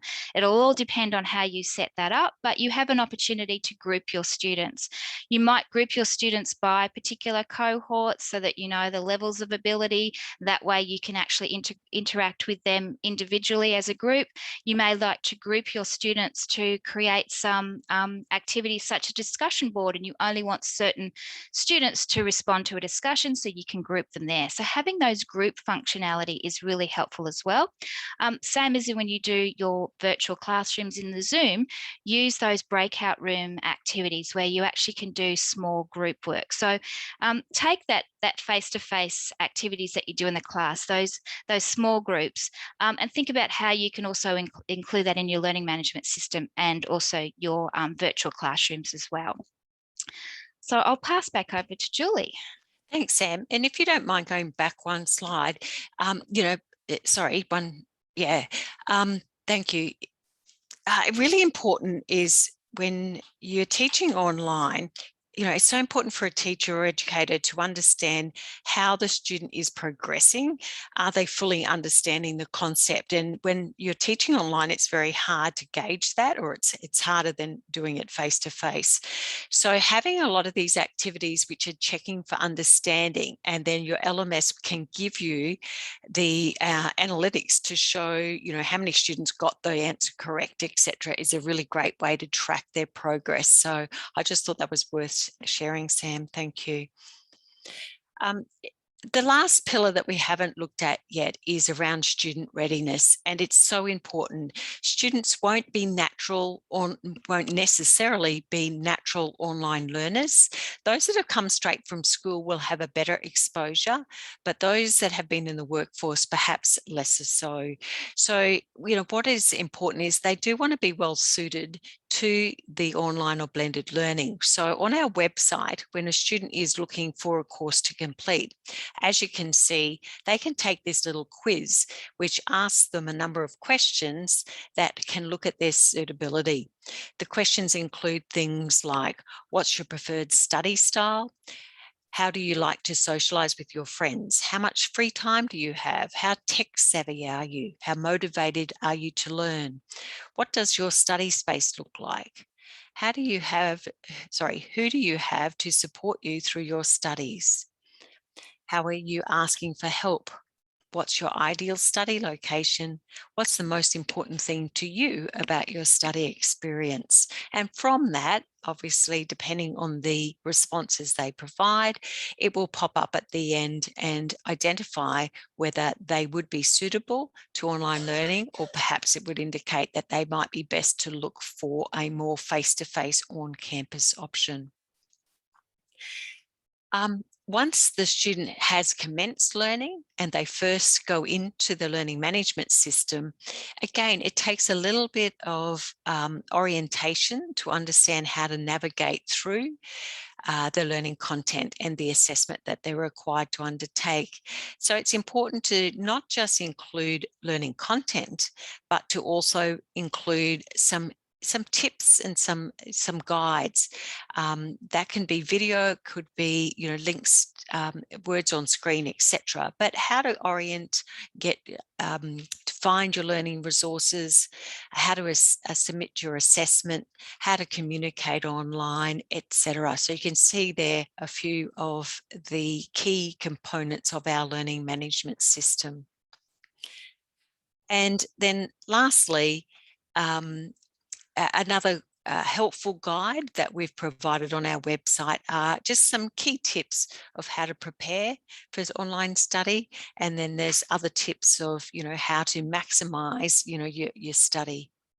I've only just put the key 8 tips on screen. Underneath each of those is a lot more information, but again, not just sharing with you some of these additional support mechanisms that are worthwhile providing to ensure students have the best chance of being successful when they're learning in that online or the blended learning format. To close out today, before we open it up for questions, we thought just sharing a few of the tips that we have now would consider as important. So for TAFE Queensland at the moment, the big question is, what is the new normal? Going through COVID, many educational teams have now discovered that there are new models of delivery that can be quite effective, that utilise the technology. So a greater shift or desire to use more of the blended learning approach. Certainly, future needs to incorporate flexible access. It needs to think about student responsibility, motivation, initiative. Regardless, we've got to always consider the applied learning principles and how we embed those. These are the things that we talked about pedagogy. This is the important aspects that have to be within the learning, whether that's through the learning content itself or the way we structure the online content and interact with the students. But social learning that promotes collaboration, that we think about communication, responsiveness to that communication is important also. We do need to build their employability skills and you've got to think and consider the practical skill development and how that will be achieved. Not all programs can develop practical skills through online only, and hence why the blended learning approach might be more suitable in many instances. If we're going to have a blended learning approach where the students do some online learning and then some face-to-face, maximise the face-to-face opportunity. Don't waste that time getting them to read content that they could have done in their own time. It's important that in the face-to-face, it's very hands-on. It's about the development of practical skills. It's about the reinforcement of knowledge that they've gained through doing their self-directed online. We've got a couple of lessons learned that we've popped on the next slide for you. Don't underestimate the time frames required to develop the content and distribute the content. Often, you set too harsh a timeline and very hard to achieve. The go live deadlines were unable to be met for several reasons in our instance. Sometimes it was the availability of the writers and instructional designers. In some instances, it was just unrealistic timelines that we put into the project plans themselves. So yeah, I think that's a really important lesson learned. The second one is to ensure that the content matches the delivery needs of the student and of the industry. In some instances, we had content written to match the system capability as opposed to the mechanics of the delivery itself within the context of the qualification. And as a result, some of the teaching teams didn't engage with the learning and delivery approach. Customise the educator training. Sam's done a fantastic job outlining the best practice approach for educator training. So do take that on board. Lesson 4 was about developing a clearly documented planning process. A thorough review of the educational planning process prior to implementation is needed so that the process is clearly articulated and the rules and responsibilities of stakeholders is understood. And then lastly, our lesson 5 was ensure that the support structures are in place and make an effort to build rapport with all of the stakeholders. An important aspect when deciding to transition to a more online or blended delivery approach is to ensure that you do have support structures in place for the students. It is essential for them. And equally important is support for the educators if they're not used to delivering in that format. Before finishing up and opening it to questions, 3 tips we'd like to share. When designing online learning, it's not simply providing information in a digital format. As Sam said, you need to consider how you will direct the students to interact with the content, to develop their skills, how you'll engage with the student, how you can get the teaching process, I guess, replaced within the learning content itself. Students do learn best by action, by doing. So ensure you embed active learning strategies into the design, underpin the design with pedagogy. And lastly, online learning precedes the application of knowledge and skills in real or simulated work environment. Ensure that they do have that exposure because that's what industry is looking for, is that they're skilled in terms of their practical components and they do have exposure to current industry practice. So a lot of talking, we apologise. We know we talk fast, so we will provide all of the script that we use to talk to each slide. You might like to get hold of that and then translate that if it's not already completed. But we'll open it up to questions and we will rely on Eva, you might have to help us out here. Yes, thanks very much. And we will get help from our colleagues at the Australian Embassy as well for translation of some of the questions. But yes, I wanted to quickly confirm that the slides will be translated and circulated in Vietnamese to everyone, because I think that everybody will support me in saying that this was a fantastic presentation, really rich, really informative and thought-provoking. And I had no doubt, having seen you already talk about the topic, that it would be the case. So many thanks, because it's both very specific, but providing a wonderful overview from of the context of online learning. And so just asking people to mute themselves. Just a second. Thank you. So without further ado, and be mindful that we have 6 more sessions where these topics will be also discussed. So this is not the only chance to look into these, but let's move indeed into the Q&A session. And as I mentioned, I'll pass the floor to Leha to put forward some of the questions from the chat box to our presenters. Thank you.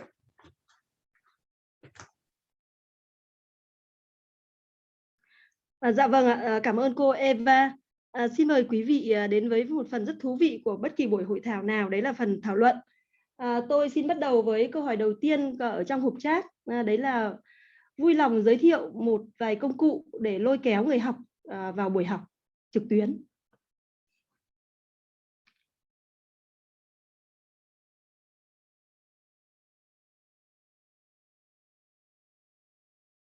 Just checking that Julie and Sam have... Sorry, was that to us? Yes. Yes. So some of the activities that we would use in an online environment, and are you talking actually through the learning management system or in a physically virtual online space?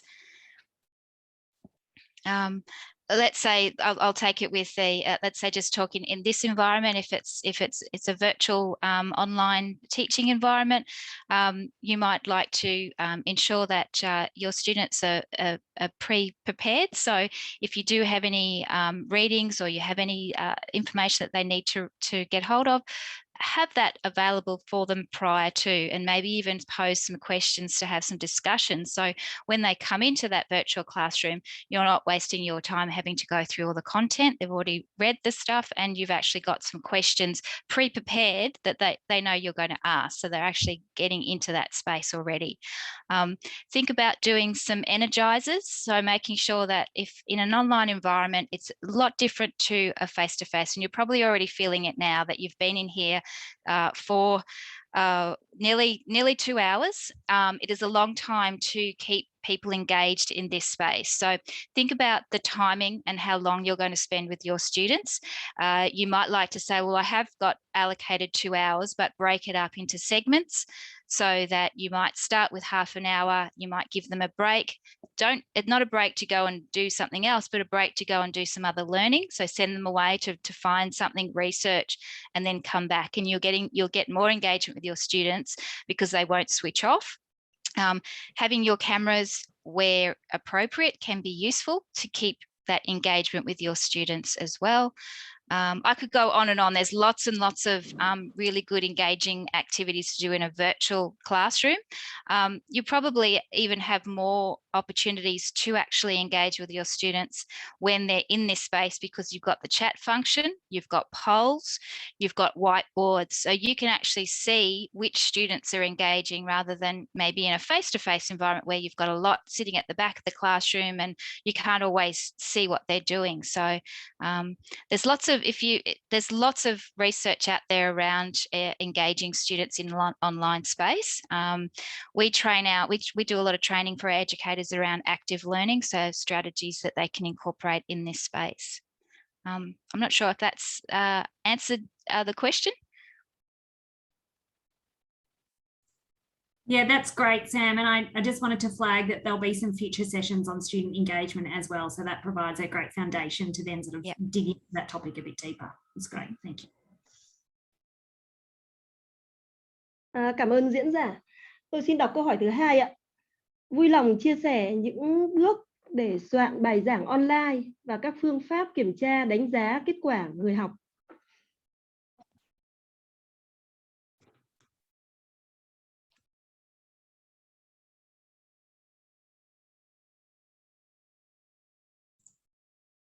Leha, would you mind just giving a little bit more context to that that question. That's quite I think that would take another hour to pick through. Would you mind just giving a little bit more context to that? Bối cảnh ở đây là về, tôi đọc lại câu hỏi nhé. Xin diễn giả vui lòng chia sẻ những cái bước để có thể soạn được một cái bài giảng online hiệu quả và các cái phương pháp sau khi đã soạn bài giảng online rồi, sau khi đã giảng dạy rồi thì các phương pháp để kiểm tra đánh giá kết quả của người học trên môi trường online.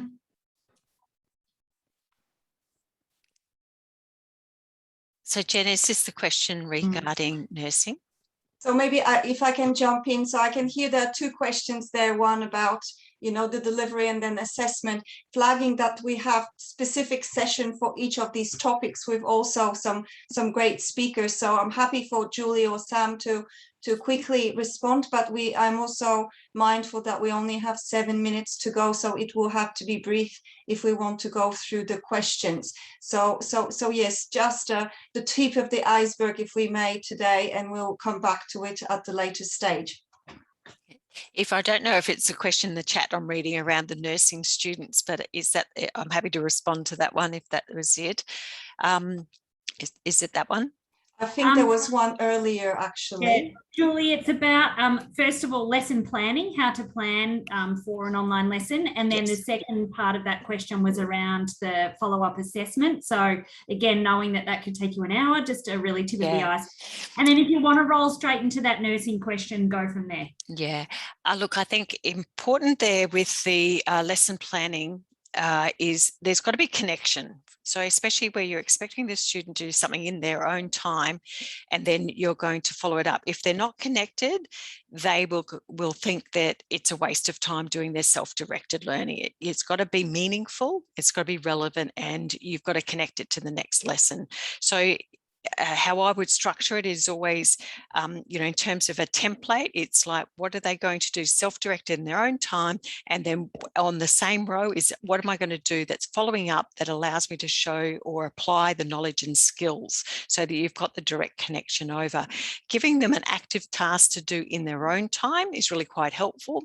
And you're outlining to them that you need to prepare this and bring it to class. We're going to discuss this further. We're going to share it and, you know, then apply the knowledge and skills. I think that's probably the big tip there in terms of the planning and structuring.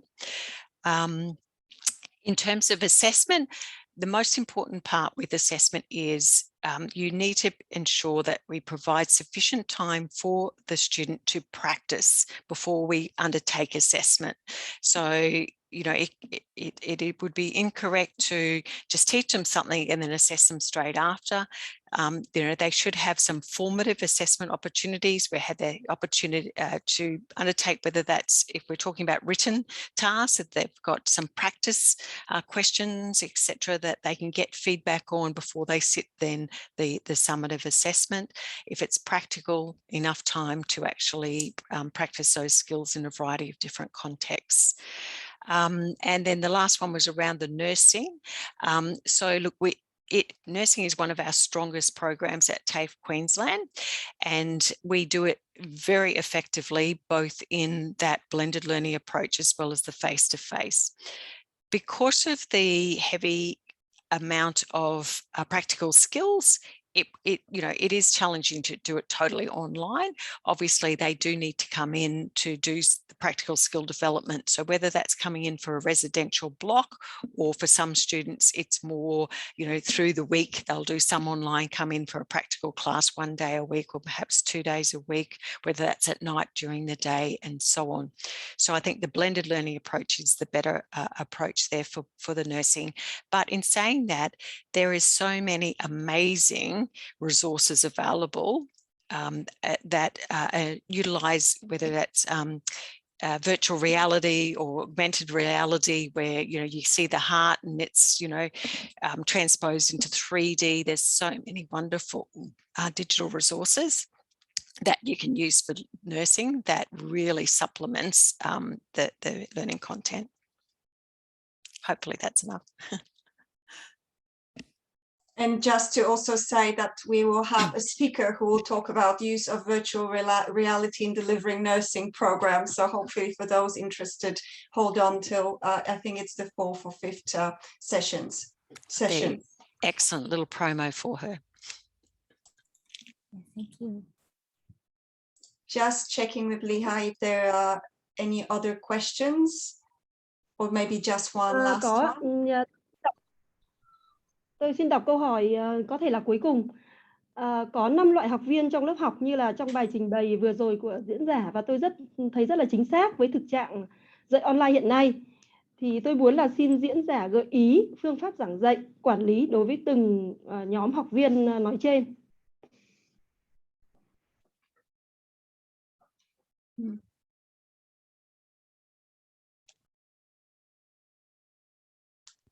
If just checking that you've heard the question about the 5 types of learners and how do we treat them or customize the engagement with each of those. So the personas at the start. Yeah, look, I think the most important takeaway from that is that you do have that variety of different learners and they do look for different things. You still have to design for all, but just understand that some will want to do the discussion boards and interact heavily, some won't. So how do we encourage the ones that don't? If they're the ones that are, short for time, making sure we're providing quite concise instruction of these are the essential things that you need to do, setting clear expectations and so on. So I think it's coming up with strategies that will, it's understanding that there's 5 different types, understanding the nuances of the 5 different types, and then designing strategies to keep them totally engaged. Excellent. That was very concise and I think answered the question very well. And this takes us to the end of today's session, which I hope, despite it being very packed with information, we managed to keep you engaged. And as I say, we have 6 more sessions to go to explore all these topics that have been so well presented and introduced by Julie and Sam. So many thanks to both of them and to our previous speakers. Many thanks to Jen and her team for the support and for your introductory remarks. Many thanks to Dr. Bin for as well your engagement and willingness to take this journey with us, to Mr. Tuan for your remarks as well and your experience. And we look forward to continuing the discussion next week. So we will be meeting on a weekly basis for 2 hours and to have further time to learn together and to talk together and to have that dialogue that hopefully will be beneficial for everyone. So I would like to close today's session and wish you a very good end of the day. Please don't hesitate to contact us as well in the meantime if you have any follow-up questions, and we are also happy to in the meantime send the PowerPoints presentation, any documents that you might be interested in, and we will be providing you with the recording link as well. Thanks everyone. Goodbye until next week. Thank you. Thank you. Have a good time. Thank you. Thank you all, and thanks Julie and Sam. Bye. Thank you. Bye. Thank you. Goodbye.